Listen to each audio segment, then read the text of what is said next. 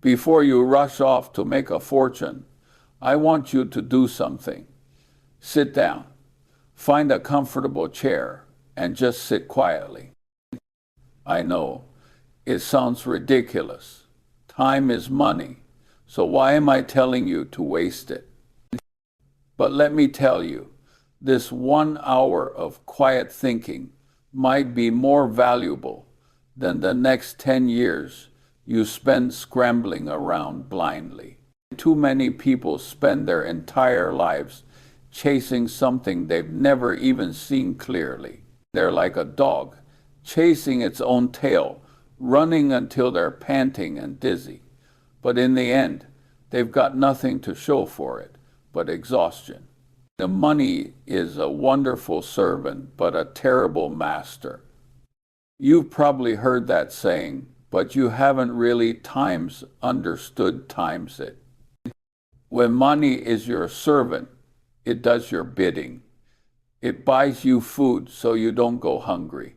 It gets you a good roof over your head to keep out the rain. It can even buy you other people's time so you can do what you truly want to do. But when does it become the master? It's when you go to bed thinking about it and wake up thinking about it. It's when your every joy and sorrow is held hostage by the number in your bank account. At that point, you've become its slave, a prisoner in a fancy suit. Now, I've seen too many of them. They have impressive titles on their business cards and drive sports cars. I can't even name. Their eyes are emptier than any homeless person I've ever seen. The world is not short of smart people who are broke. And when I say broke, I'm not talking about their wallets. I'm talking about their souls. These people understand complex financial models and can analyze the reports of 100 companies. They know all the methods for making money, but they've never grasped that making money is about human nature, about psychology. It was never about math. You think your greatest enemy is the market, volatility, some damn recession? You're wrong. Your greatest enemy, from start to finish, has always been the person in the mirror. His greed, his fear, his impatience, and his pathetic need to keep up with the Joneses. You're all trying to figure out how to win. I've spent my life trying to figure out how times not to lose asterisk. It sounds pessimistic, doesn't it? But if you think about it, it's the most powerful wisdom there is. At the poker table of investing, you don't need to get the best hand every time. You just need to make sure one bad hand doesn't wipe you out. The staying in the game is what matters. Those young folks chasing a quick fortune are like drivers in a race car with no brakes. They love the thrill of speeding past everyone. But the second they hit a small pebble in the road, they crash and burn. Me? I drive an old, sturdy truck. I'm slow, but I've never flipped over. Over time, all those race car drivers disappear from my rear view mirror, and I'm still on the road, slowly but surely heading toward my destination. Destination, right? That's the key to all of this. Before you start studying maps and learning how to drive fast, you have to know where you're going, don't you? If you don't even know if you're headed for New York or Los Angeles, what's the point of having the fastest car in the world? You're just burning gas and spinning your wheels. It looks busy, but it's laughably stupid. I've seen so many of these racers. Their only goal in life is to make the number on the dashboard, the balance in their bank account, go up. 1 million, then they want 5. 5 million, then they want 10. 10 million, then 100. It's a road with no end, a race that never finishes. They win the envy of the world, but they lose their one and only chance to actually experience times it. So I'll ask you a very simple and very difficult question. What does your ideal life actually look like?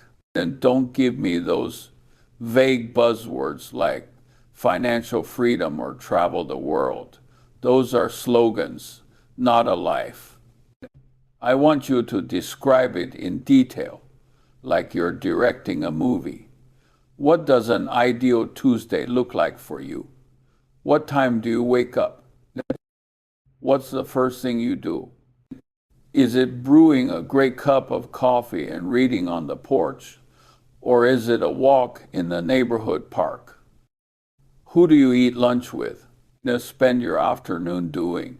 Playing with your kids, tending to your garden, and the evening, a quiet drink with a few old friends, or watching a classic film by yourself.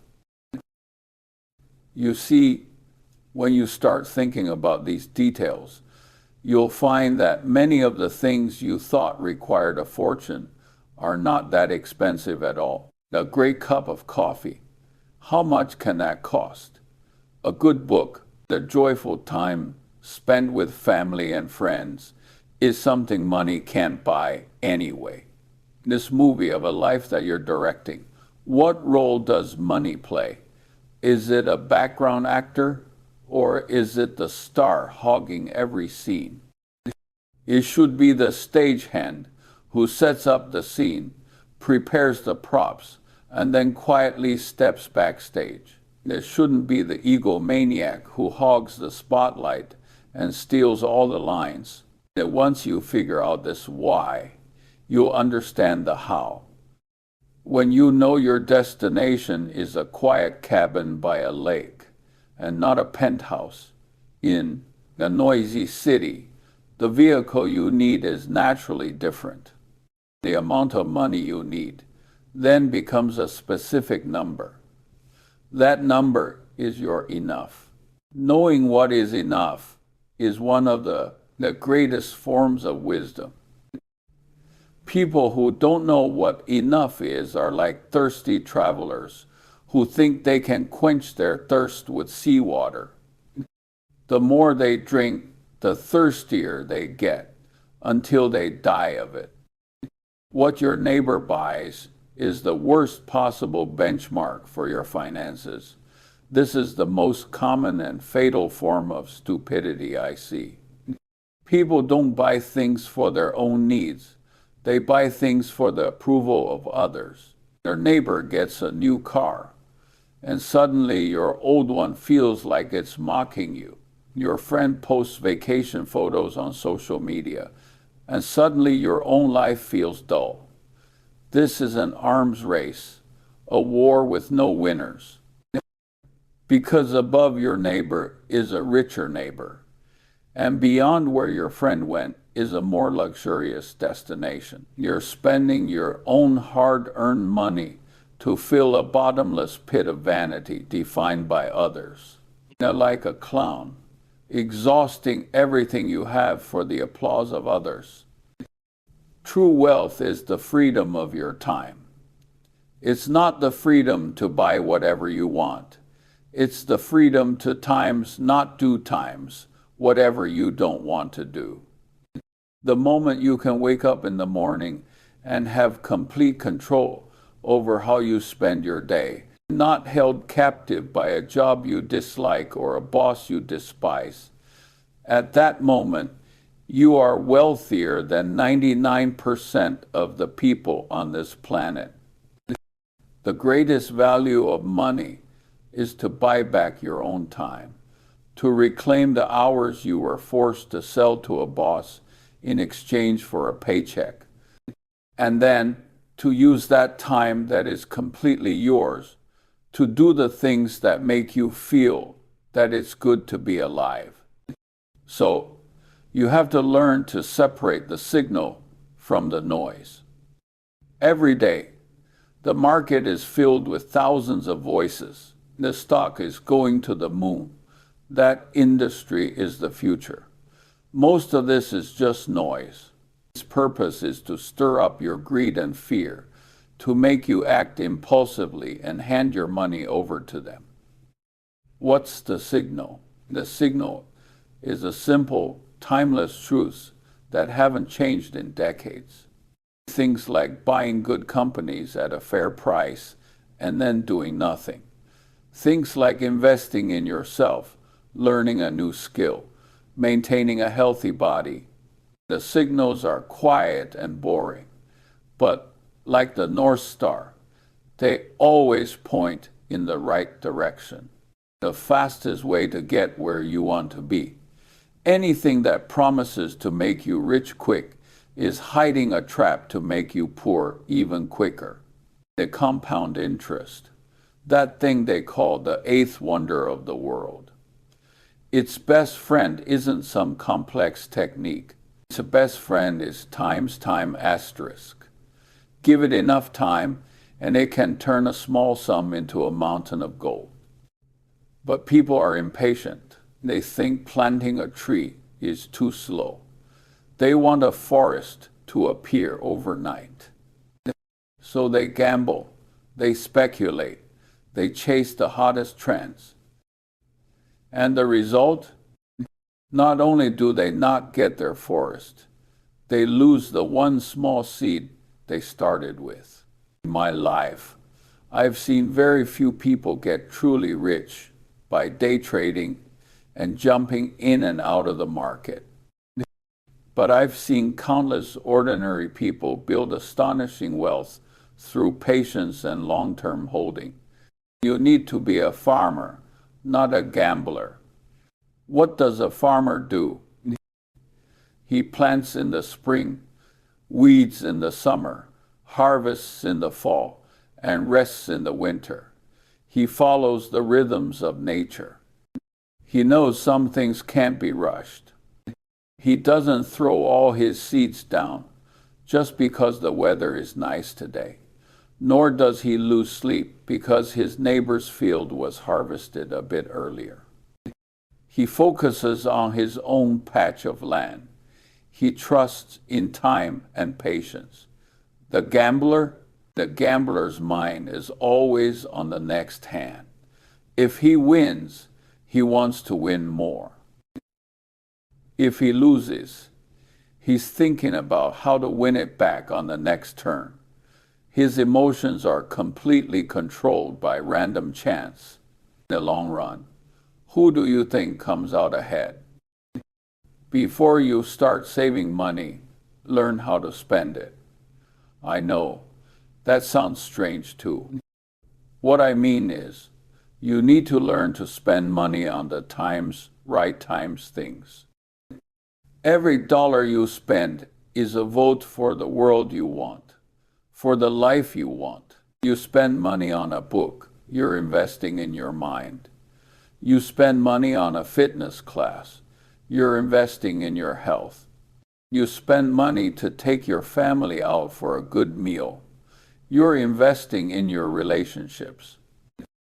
The return on these investments can be higher than any stock. On the other hand, when you buy a designer bag, you don't need just to show off. You're paying a stupidity tax. When you buy a sugary, overpriced drink, you're paying a health tax.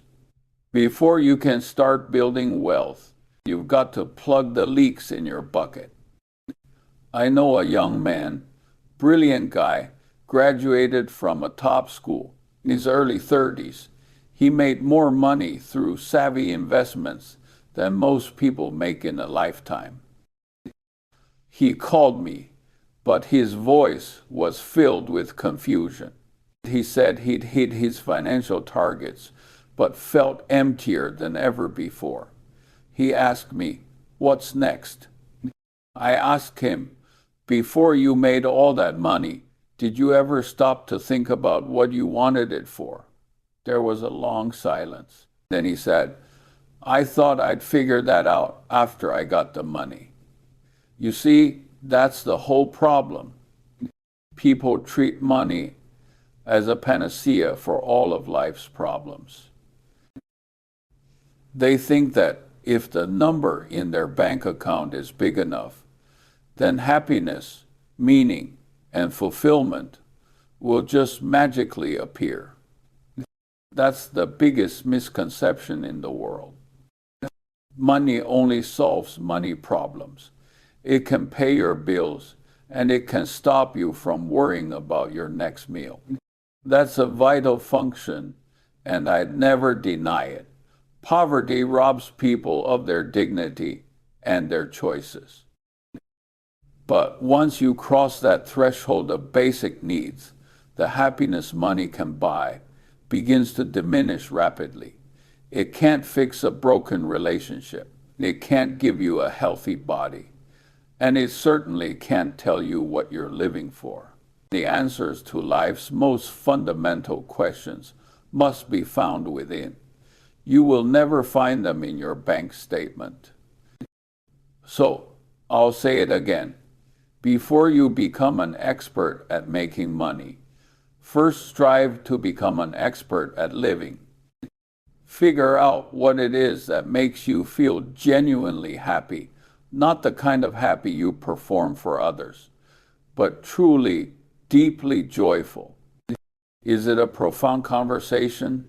Finishing a challenging project? Watching a sapling you planted grow into a tree? Or helping someone in need? Write down a list of these things, the things that bring you the purest joy.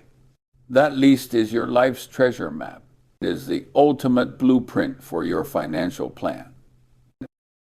Then, all your financial decisions should revolve around making that life on your list a reality.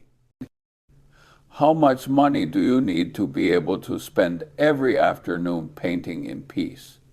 How much passive income do you need to quit that soul-crushing job?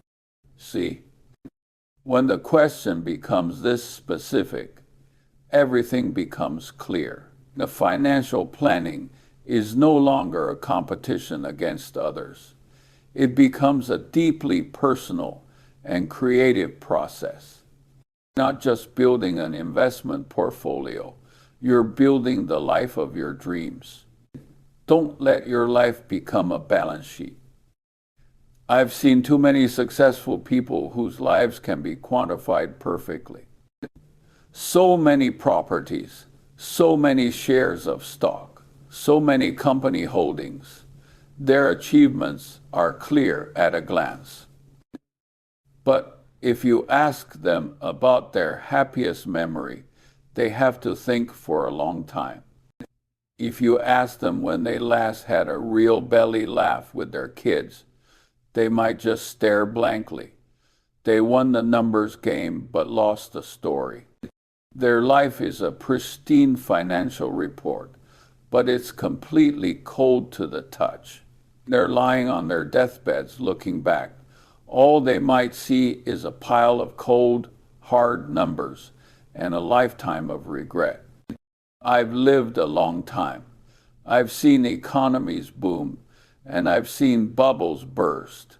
I've seen war, and I've seen peace.